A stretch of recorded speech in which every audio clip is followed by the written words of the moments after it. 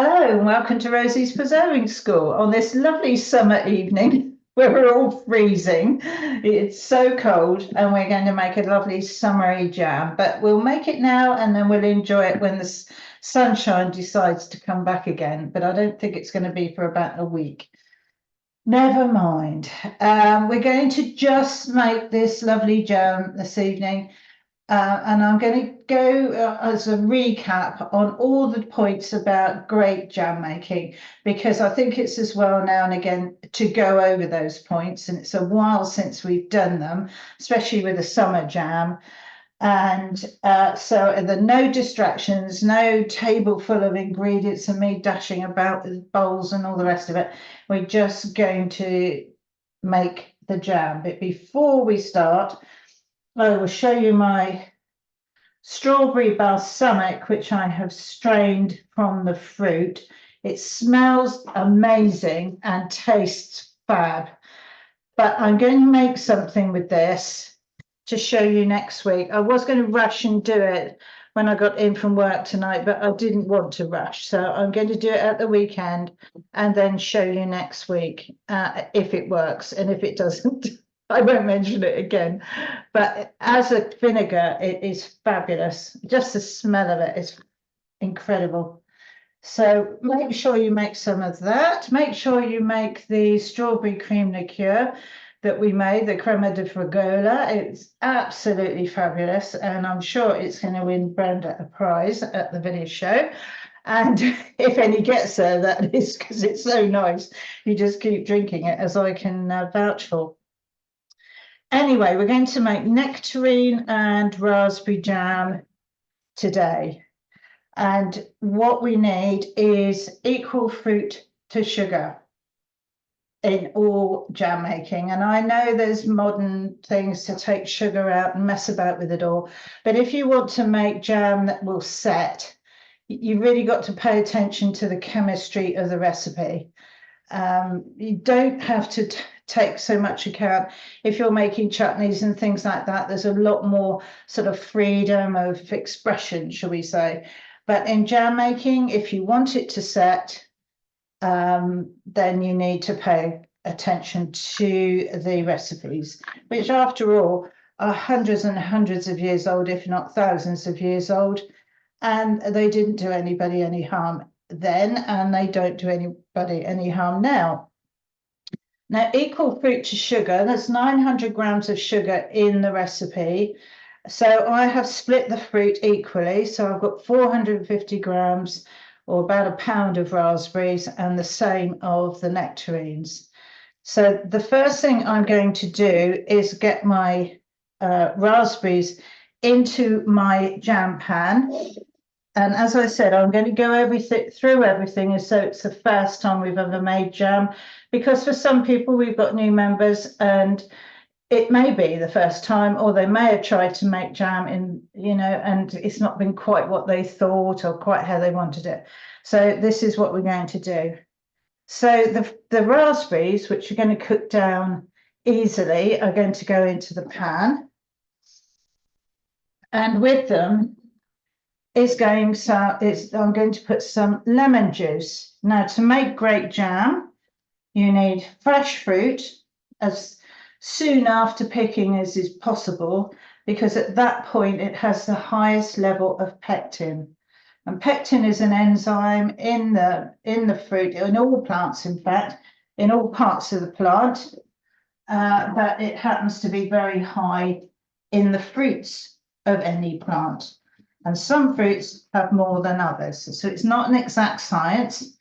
This is why you get some fruit marriages in jam, like blackberry and apple, because blackberries don't have much pectin and apples do. So one helps the other. Similarly, nectarines don't have much either. I'm going to turn my hob on to get these raspberries warming up.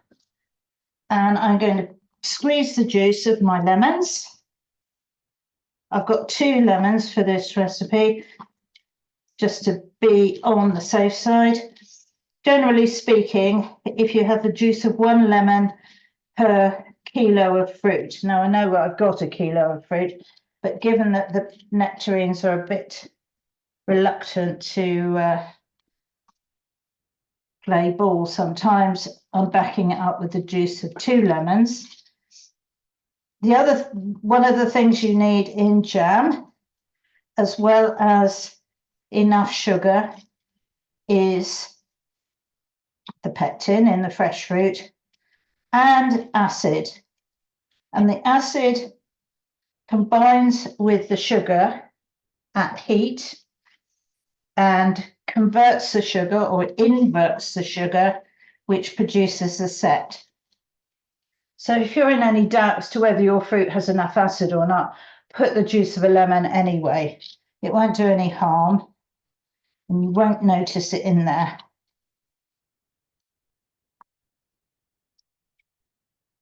There we are. I thought I'll be all right without my machine tonight to squeeze the lemons, but I wish I'd got it out. I'm going to put some of this juice in because the dish is quite full and I don't want the raspberries to stick to the bottom of the pan. Now you may notice the one thing we don't add to jam is water. And I'll go into that in a moment. Get this other one in. I just need to boil the kettle as well. And then I'll show you what to do with the nectarines. Right. Now, I'll just briefly mention you can put your lemons into vinegar, either malt vinegar or cider vinegar or whatever vinegar you've got, and leave them to soak. And the lemon oil will go into the vinegar and it makes a very good cleaner for glass and other surfaces. But we won't go into that in too much detail tonight. Okay. So the juice is in, the heat is on. And what we want to do is cook the fruit down until the juices are running from the fruit. So you don't add water. And the raspberries will very quickly cook down. Okay, so I've got my nectarines here. Now I've got them in a heat-proof jug. And what I need to do is just make a little cut in the skin, a couple of cuts in each one. Doesn't matter where it is. I mean, if you don't want to peel them, you don't need to do this, but I think it's probably for a jam quite nice not to have the peel on there because as it's cooking, it may come off and then be free in the fruit and it wouldn't be very pleasant. So we pour boiling water over the poor things. I always apologise to things when I do this. And then we leave it for a couple of minutes, which helps to take the peel off. There we are.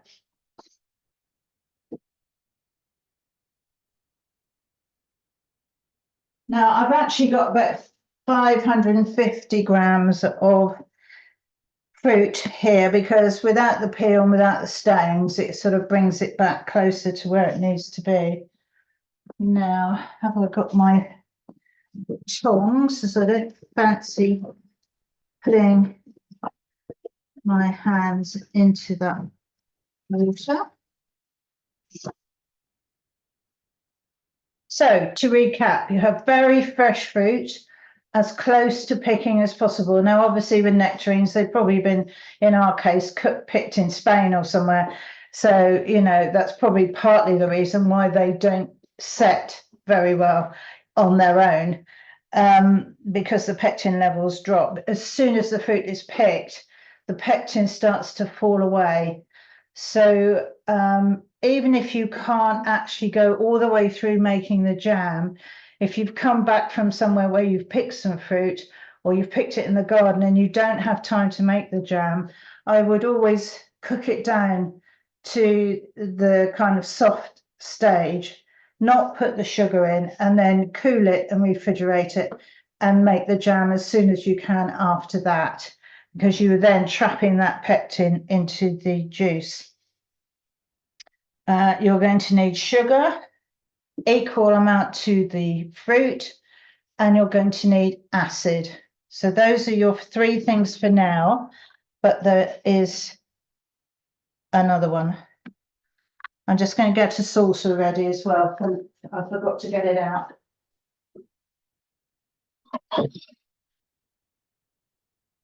Got a couple of saucers here. I tend not to put them in the fridge first, because if you take them out of the fridge, they are then cold, and if the kitchen is warm, you'll get condensation on there. And trying to test for a set on a damp saucer is not easy. So I don't put them in there to start with, but I put them in there afterwards.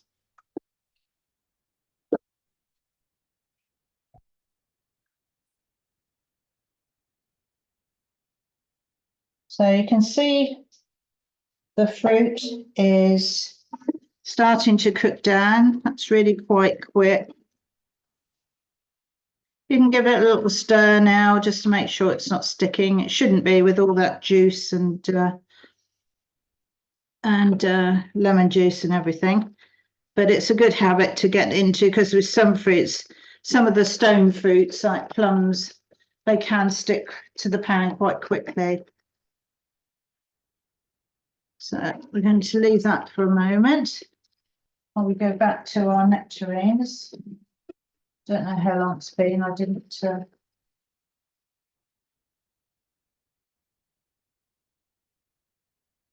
look, I'm going to take that. Oh, it's very hot. I'll get the stalk out.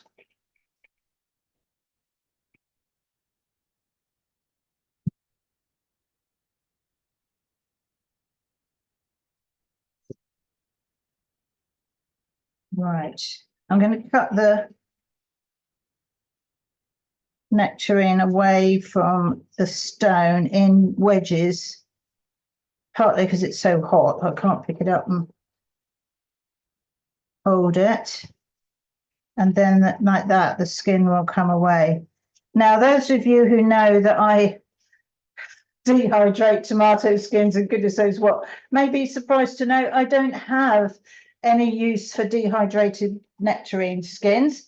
But having said that, I'm willing to give it a go, and I would imagine if you mixed it with sugar or something, just to have it as a dusting on one of those sort of naked cakes that have got fresh fruit or something, would be rather nice. But I don't have an official use for it, put it that way. So I'm going to just move that.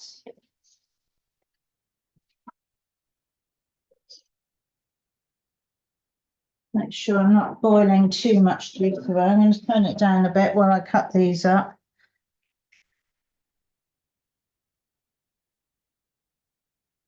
The first one's always the worst.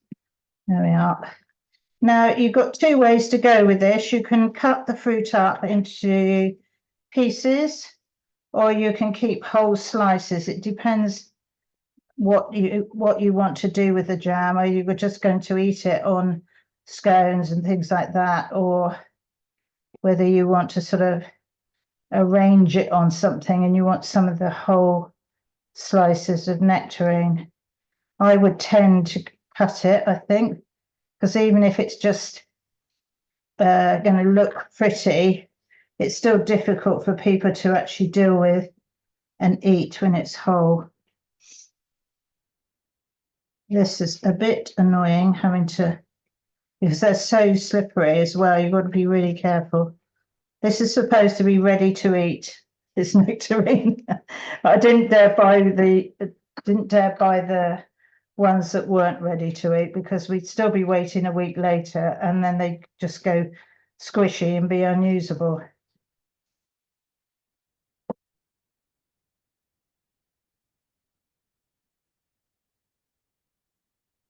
I'm going to have to cut that away from there.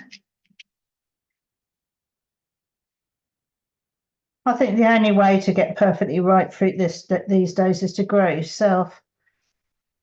It's almost impossible.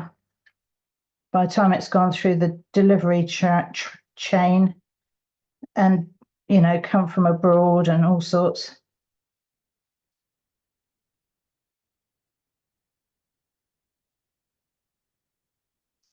Right.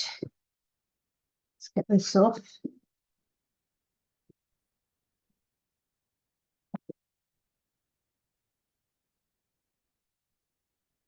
Sorry, that's not a very good job at all. Anyway, it's a bit like doing mangoes, isn't it? You think, oh, there's loads of left still on there I can't get off, but in actual fact, there never is very much. This one seems a bit riper, more cooperative. I'll take the peel off.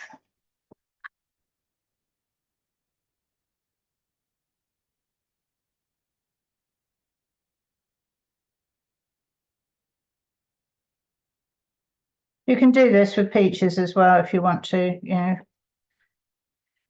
the flesh is virtually the same. It's just the skin, really.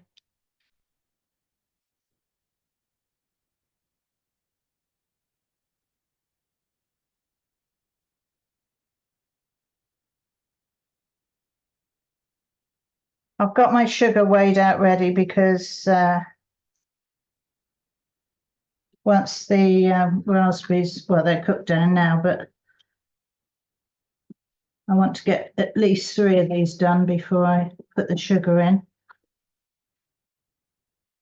You also need a timer, which we're going to time for 6 minutes. So this feels like so hazardous trying to cut this flesh off of here. Right, let's chop some of this ready. It doesn't have to be anything special. I wouldn't cut it too finely because if it cooks down in the jam, it's going to disintegrate.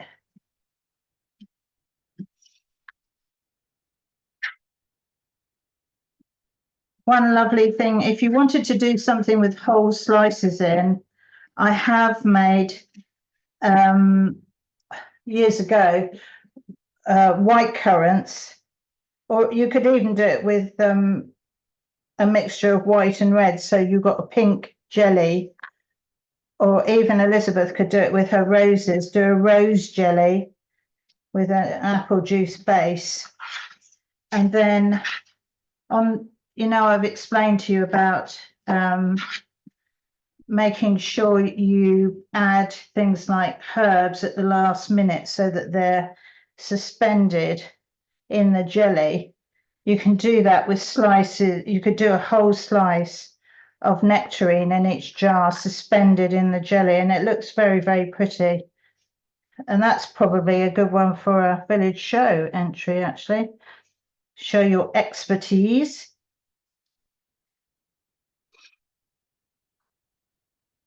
I'm going to rinse this knife and my hands because they're getting so slippery, it's not very safe.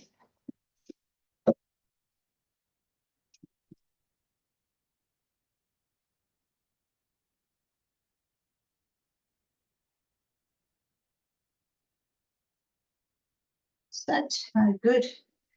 Now, if I was Mary Berry, someone would have sliced all this up for me and it would be in a little dish. But I want you to see how it is and that it's not easy to, and you need to take your time so that you don't cut yourself.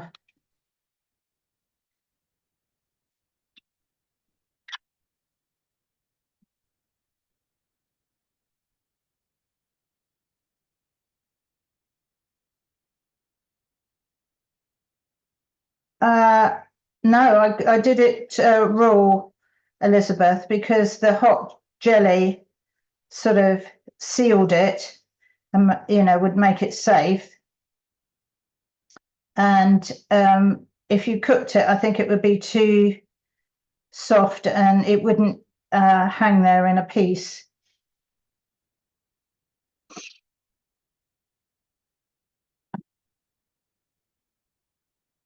But it did look very good.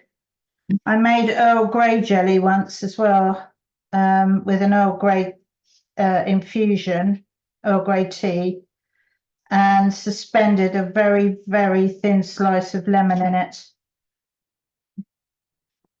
And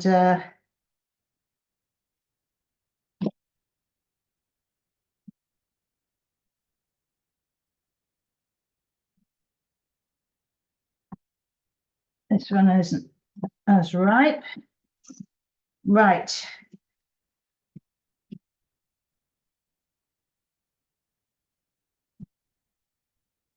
Now our fruit is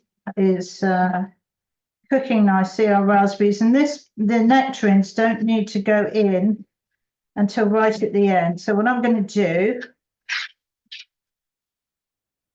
is I'm going to put my sugar in and get it dissolved, and then start timing. And while it's cooking, I will chop this last nectarine. I'll just get the skin off, so I'm a bit ahead of the game.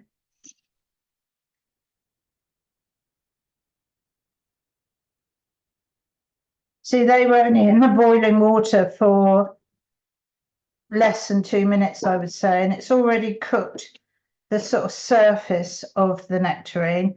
So if you were going to put it into a hot jelly, the same thing would happen. It would just cook it slightly.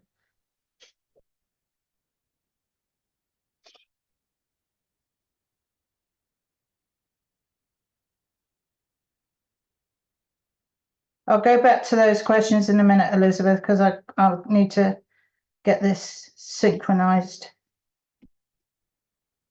Oh, gosh.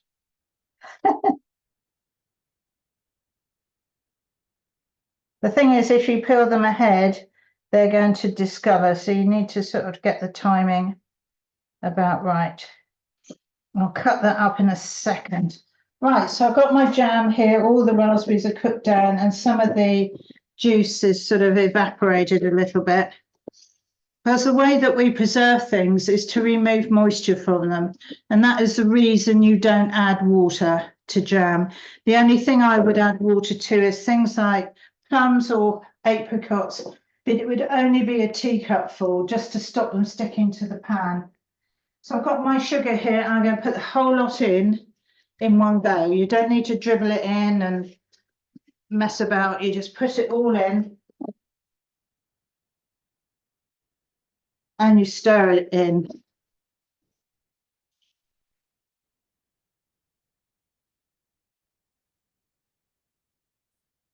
And as I always say, you can hear it and you can feel it at the moment.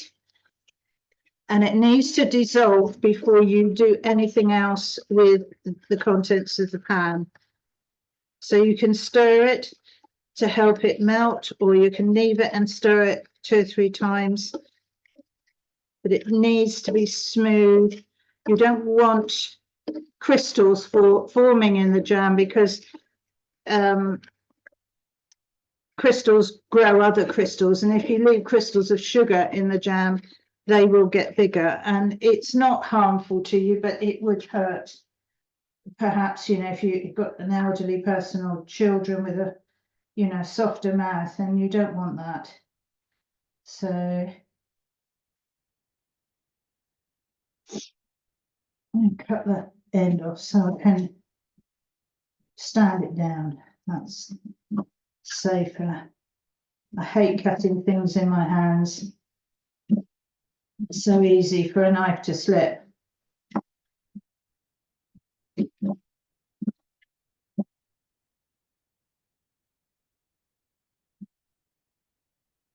Right.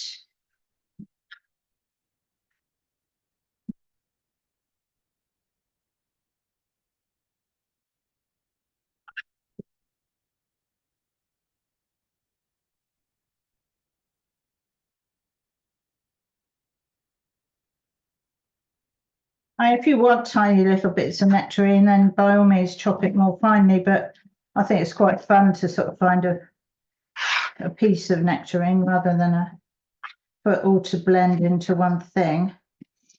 Now I'm going to just scrape these stones and peel into this bowl to get rid of them so they don't end up in the jam.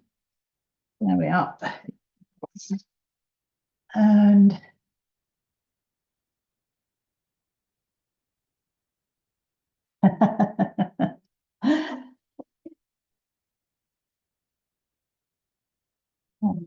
turn that up again.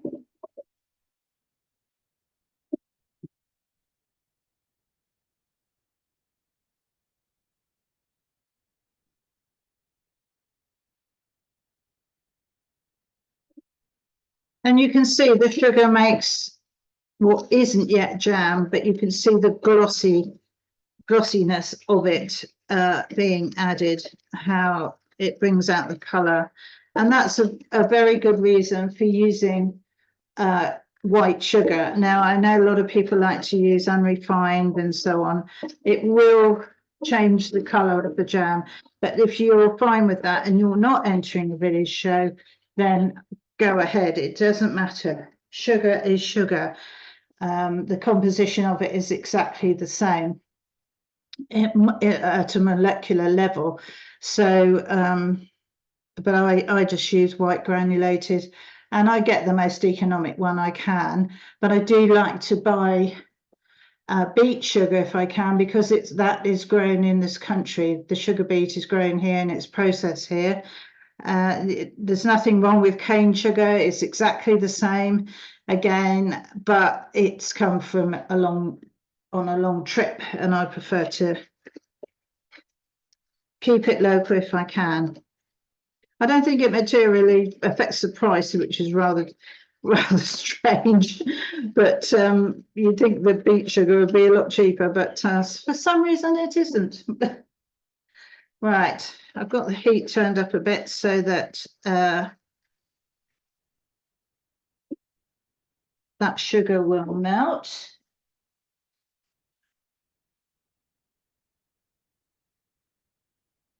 So just before we put the timer on, we are going to add in the nectarine. I can still hear that sugar, but look at that! Isn't that a gorgeous picture with the colour of the raspberries? Now I've got my jars here. As you know, I don't heat them because of the noise of the oven, but it's better if you do. So if you've got your jars washed and rinsed and ready and in the oven, you can then fill them, and without too much risk of damage to the jar. The most important thing is that the jar is dry. You don't want to introduce any dampness at all to the jam when it's at setting point and ready to be jarred up. So just make sure they're completely dry.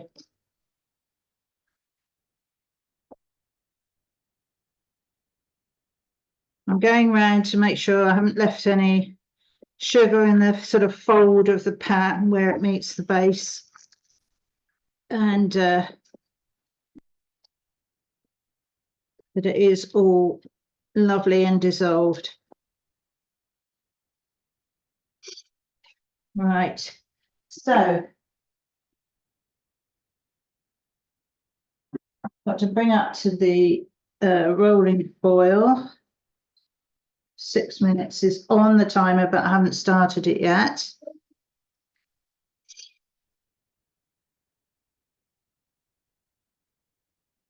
I'm going to put the nectarine in.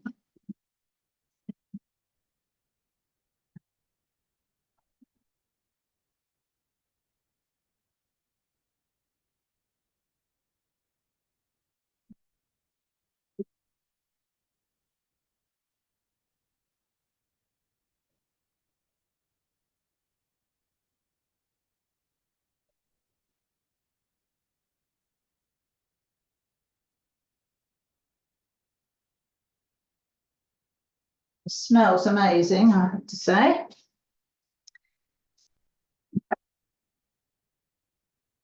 Now that cold nectarine is going to just knock the heat back a little bit, so I can hear it starting to boil. And I will stop stirring now and let the heat build up in the pan. Now, for beginners, this is the most nerve-wracking time, I guess. What's a rolling boil? How hot does it have to be? You know, I'll show you all of that. But if you keep stirring things, once you're trying to heat them up, they will keep cooling down. So if you're trying to build heat and everything is dissolved, you've got no free sugar in the mix that's going to stick to the pan, then leave it alone and don't keep stirring it. And you can see the bubbles starting to form in the pan, and they will spread over the whole surface. And once that's happened, you can say you're at a rolling boil. That's what a rolling boil is. And you need to keep the temperature up. Don't think, oh, I've got to turn it down. This is why you don't cook too much jam at a time. It's tempting to fill the pan up, especially if you've been to a farm and done pick your own or something. But have about a third fruit when you're preparing it, and then that leaves plenty of space for all this to bubble up and you know, it's got room without boiling over. If it looks as though it's going to boil over, just lift it off. Have a heat mat ready and then lift it away from the heat, or turn it off if you've got a gas cooker. Now this is spreading out nicely all across the top. I'm just going to give it a quick stir to get that fruit in. And I'm going to leave the spoon there. And I've got my timer, and I'm going to start it now for timing for 6 minutes. The jam may or may not set at 6 minutes, but that's when you do the first test. Different jams have different characteristics, and I'm afraid you kind of learn that by experience. You know, some things set really quickly and others are more tricky, like apricots and things like that.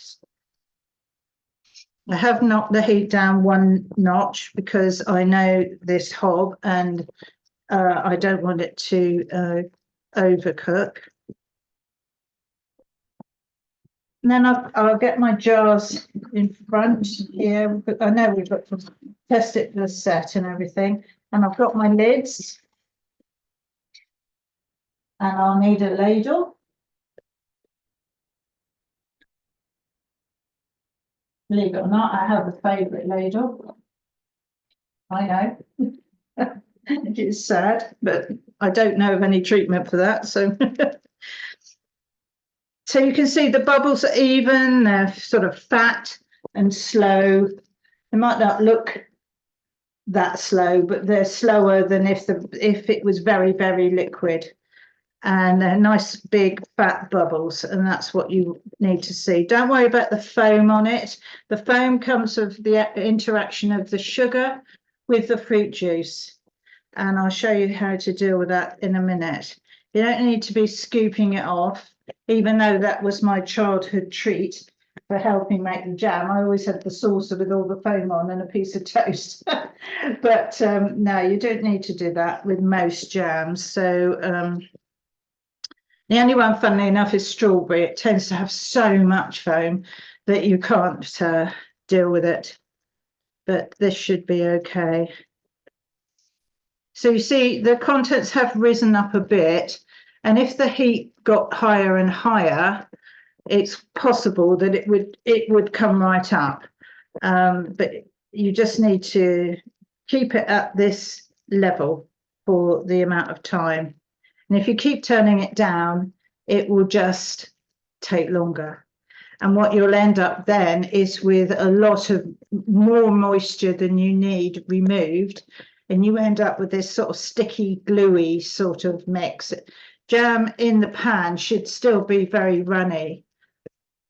The gel is the chemical reaction between the pectin, the sugar, the acid, and the heat.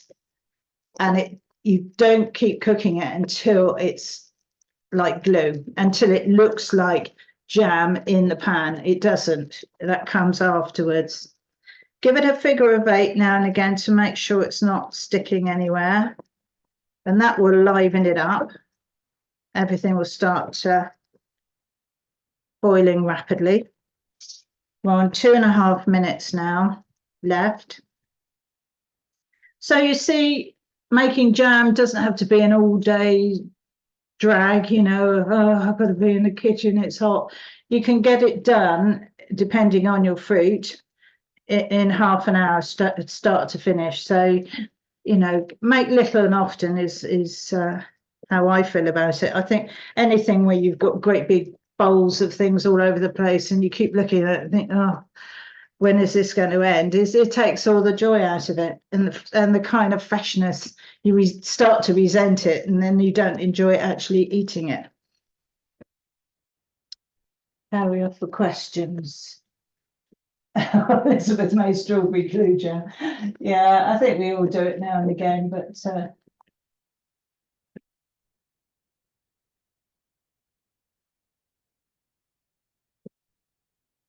no, Elizabeth, I'd put them in when I did peel or no peel. I don't think it will affect when you put them in. That's the same sort of question with Brenda. And suspending a peach slice, the peach slice would be raw. And yes, if you're going to suspend it in the jar, it depends on your air temperature, the ripeness of your fruit, and how quickly your jelly is gelling. But as soon as it is gelling, then you can just push it in gently and it will just stay there. So there's a bit of trial and error in it, but you know, air temperature has a lot to do with it. Because if it's warm and it's setting quicker, and you've got high pectin in things like white currants, and any kind of currant is very high pectin, so it's the best thing to do it with, or apple. You could do it with apple.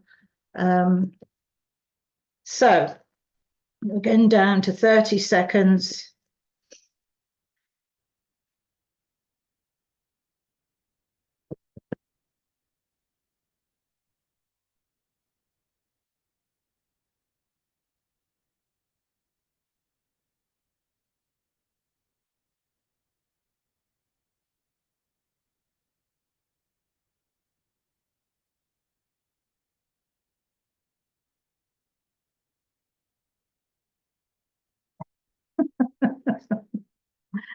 Right, so to test, take it off of the heat, stop it cooking anymore, because you don't want to overcook it. Be very careful stirring it because it may spit at you.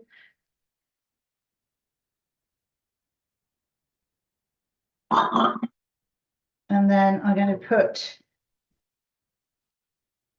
I'll use the blade or be more sense.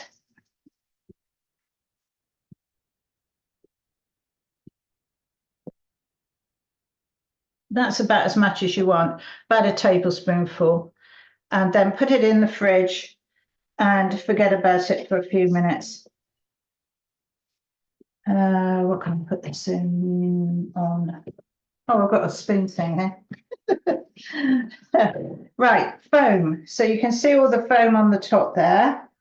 So now if you're somebody who likes stirring things, now is your moment. Forget about anything that's stuck to the pan, because that will be cooked more than what's in the pan, and you don't want little islands of foam floating about. So just get on with what's in the pan there. And stir it backwards and forwards, back against itself, figure of 8, round and round. And you should be able to get rid of most of the foam in there. Any that's left you can lift off, but most of it usually you can accumulate. The trouble is doing this fast for too long, you'll create foam. So there's a fine line between solving the problem and creating another one. But just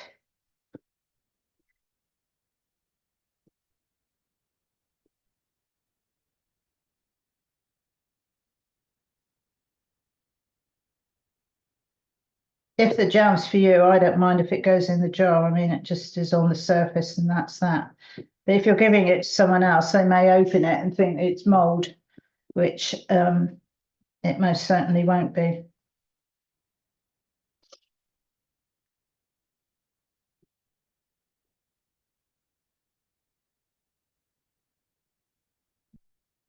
Tracy said, I know I've said before that you can freeze fruit for jam, but how much sugar should we then use? Weight of the frozen fruit.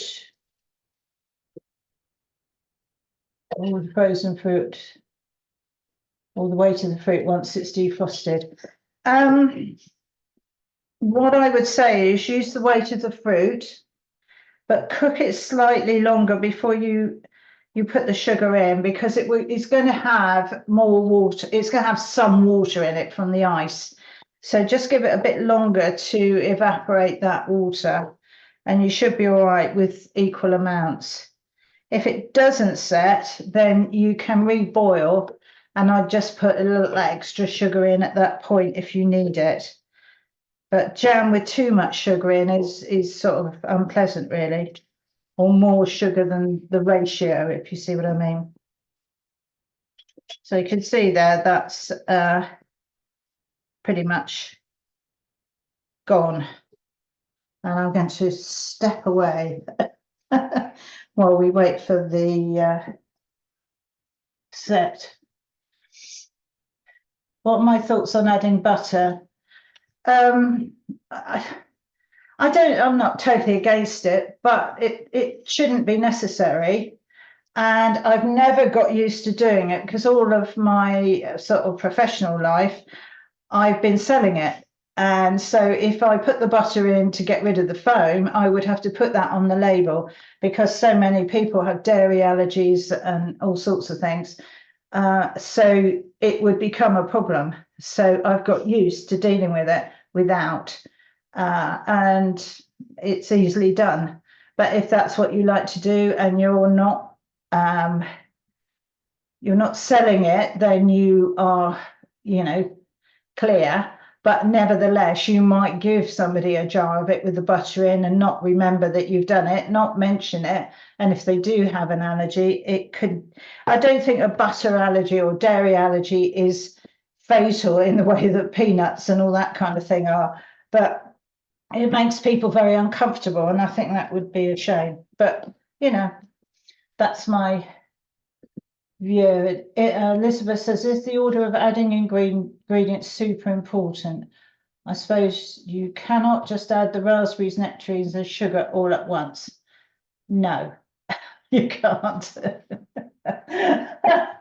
No, you need to cook the fruit down and evaporate some of the water before you add the sugar, and then you need to get the sugar dissolved. And the only thing that I'm going to contradict myself now. The only thing, the time when you add the fruit and the sugar and the lemon juice all together is when you're making a jam like apricot jam, and you want the fruit, you've halved the apricots and you want the fruit to stay as solid as possible in the jam. And so you put those in the pan the night before. The sugar draws out the water from the apricots and makes a kind of syrup. And then you cook it very slowly until the sugar is properly dissolved, and you add lemon juice and all of that. But it's a bit of a longer process, but it's to make lovely whole fruit jam for kind of, if you want to serve it at Christmas with croissant or something like that, and you want it to look lovely, then you can do that. But jam like that we just do, I would say you've got to cook the fruit first and then add the sugar and dissolve it. Cook the fruit with the lemon juice, just as we've done. So let's have a look at this saucer then. I can see the jam in the pan is changing slightly, but it may not have set, in which case you put it back on the heat. You can add the juice of another lemon, or or you might need to cook it for a bit longer. So I can see already that this has a kind of orange peely sort of surface to it, which is hard to show. I just tip it slightly. You can see it's not just like orange peel. It isn't going to be totally set, but the top, which is, it gets colder than the middle, and you will be able to see if the jam is likely to set when it's in the jar by pushing it with your finger. You don't want to sort of put your finger in the middle or dab around the edges or wipe it or something. You need to push it away, and it needs to crinkle up the head of your finger. Now that's not a very strong set, I would say. So here we go. I'm going to have another lemon. I'm going to put it back on. And this is a very good demonstration of what might happen. You can also tell by tasting it, it's really quite sweet. Now, if I was working, I mean, I know I'm working now, but if I was working to sell, I would test it with what's called a refractometer, which measures the sugar in the jam. Now, it may be that the combination of the raspberries and the nectarine have introduced more sugar than we need to set the jam. So you can test that, and then you know what to do to alleviate it. But the easiest thing to do is to start with another lemon and get that in, reboil it, not necessarily for 6 minutes, and then test it again.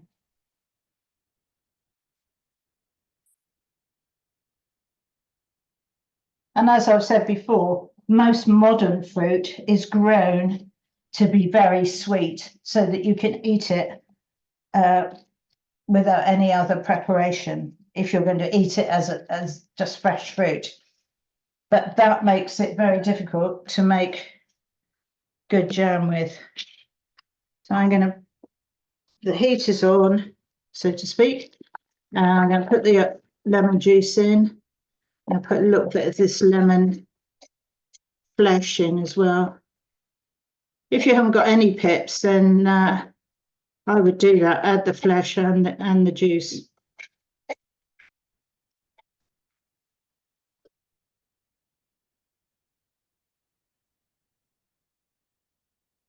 You can do strawberries like that as well, Brenda. Yes, like I described the apricots. So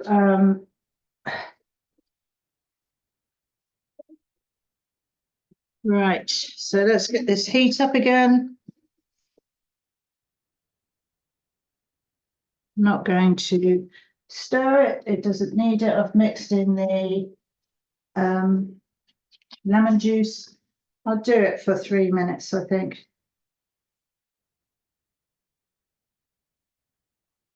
And at the end of the day, if you've got a jam that won't entirely set to how you think it should be, you don't want to keep reboiling it, because you will end up, it will destroy the flavour and the colour. And you can still eat it, but I think it's better to accept the fact that some fruit just doesn't set very well, and then just don't leave it for years before you eat it. You can keep it on the shelf just the same as other jams, but don't leave it for years and years. But is glue jam just overcooked, overset? Generally speaking, you've cooked out too much. You need to sort of get it up to the temperature, fast boil, get it tested and in the jars. You know, if you keep on cooking it and cooking it and cooking it, more and more of the moisture in there will evaporate, and then you will get this very gluey jam. But having said that, the only reason to dispose of jam is if you burnt it. If it's runny, you can have it as a sauce on ice cream. If it's gluey, you can use it in cooking, you know, it will melt down in things and that kind of idea. You know, don't think, oh, that's it. It's not perfect. Every single jam you make will be different because the fruit won't be exactly the same. The acidity of the lemons, the time you cooked it. You've got to accept it's not like supermarket jam, which is set artificially, and it's always the same because they are making things to a price. So the ingredients are very precise, they're not natural, and there's no variation. But homemade jam should have variation. It should have characteristics, you know, that you can think, oh, that's lovely, I'll do that like that again, or I don't like that, I won't do it. You know, it's not always going to be exactly the same.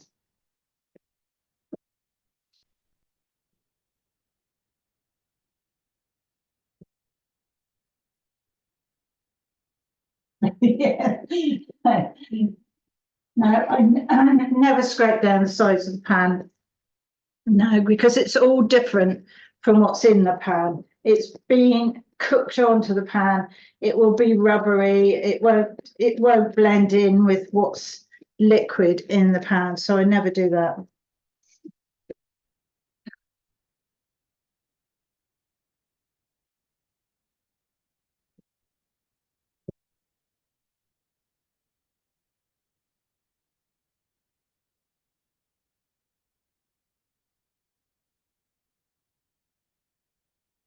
That's not to say you can't go around with a spatula and have it on a piece of toast, you know, but I mean, I don't mix it into the jam. It just depends on how I feel about it. But you know, the thing is, you don't have to have a muslin pan or a jam pan, preserving pan. You can just use the biggest pan you've got, and make it in that, as long as you've got plenty of room. If you haven't, halve your ingredients and cook half and then the other half, because you don't want to be dealing with it all over boiling over even. That's probably the right expression. But you'll soon get used to it if you're not, you know, experienced. Right, put that down there.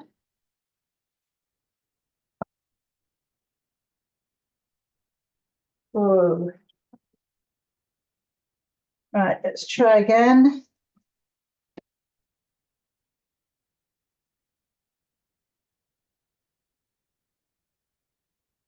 So I've got it all over.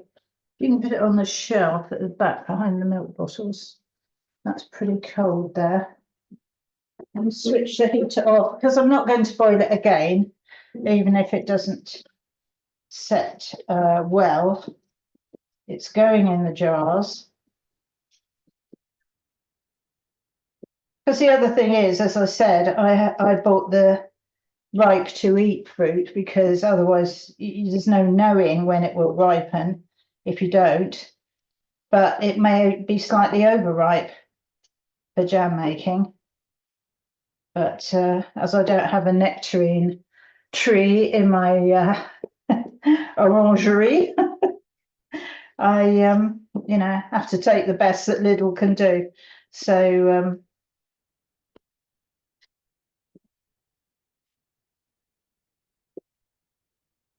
I must say, for what I know of jam at this point, it's looking, you know, very jammy. So I'm hopeful just that extra acid and heat would have tipped it over.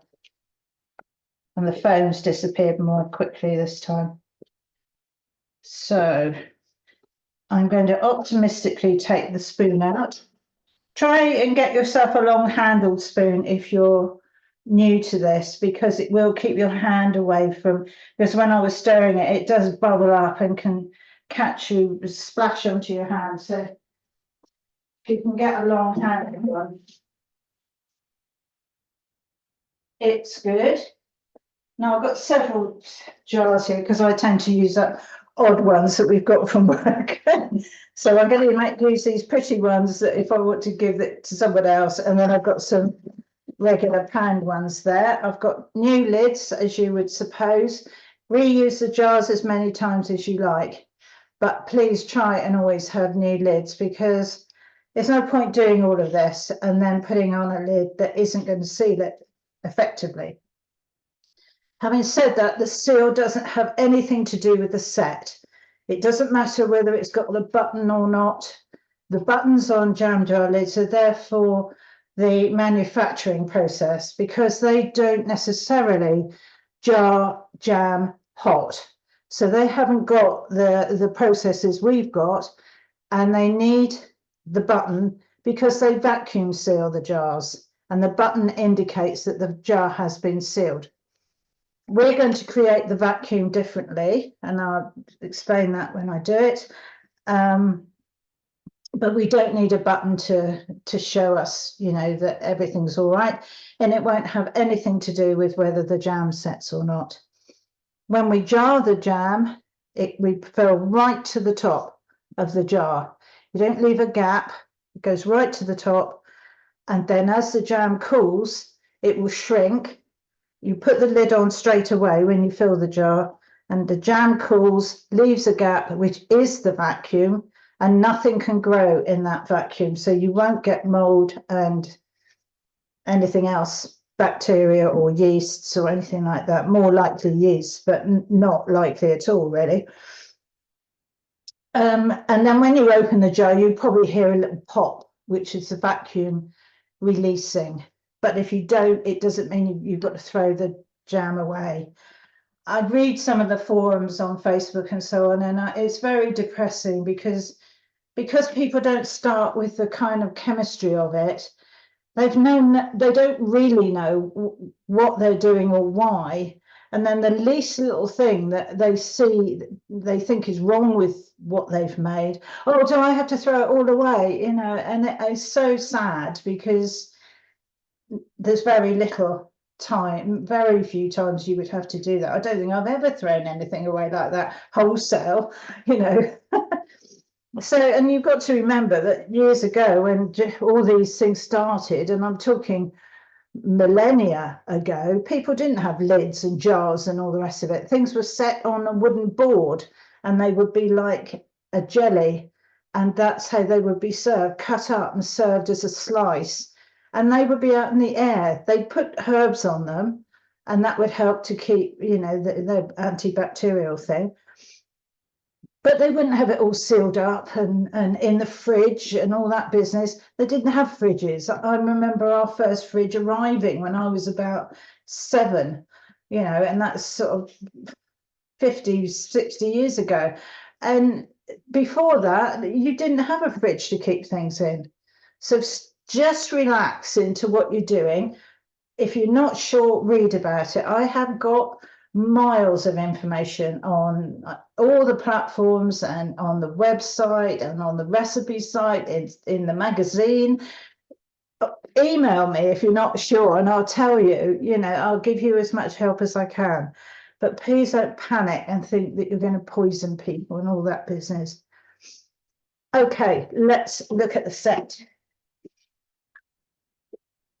I can see for what's happening in the pan, it's better. It may not be ideal, but you know, this is real life, real time. So let's give it another go. It's got its orange peely look to it. So it's still quite hot though. So pushing it away, that crinkle is much, much better. And because it's still so hot, you can see there, it will probably overnight be a lot more stable. Okay. Golly, Sue, that's going to be a winner. Now, thought I got my funnel out, but I haven't. Okay, try and use the jam funnel if you can, because it saves a lot of mess and a lot of clearing up. Well, I say it saves a lot of mess. Those of you that know me know I couldn't make a mess in an empty room, but you know, it's give yourself a chance. And if you've got a funnel you're using, don't look at the side of the jar to see where the jam is. Look down the funnel. And once it's up to where the cup meets the sort of spout bit, it's about right. And it saves you looking down the side of the jar and pouring the jam all over the table. So I take it slightly above, like that. If you can see on there, leave it over a bit. Even slightly more than that, but I'll leave it at that for now. And then get your other one lined up and transfer the funnel without too many drips. There you are. You can see how full the jar is. And that's what we need.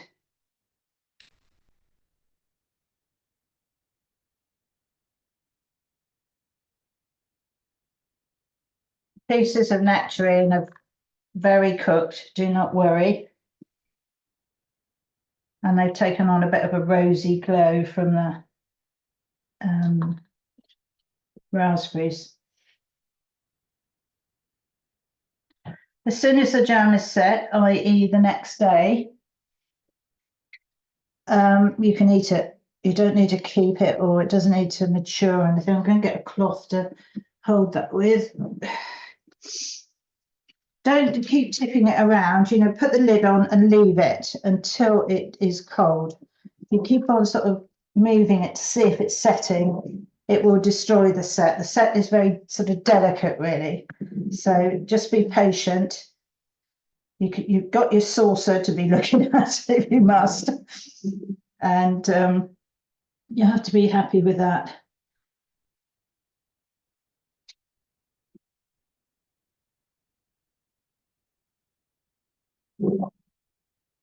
I'll do one more and then I can finish off in a minute. There's only about one more jar for there.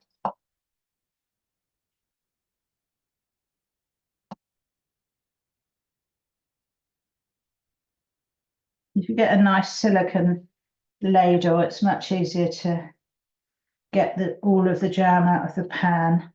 As I say, resist the business of the scraping down the sides.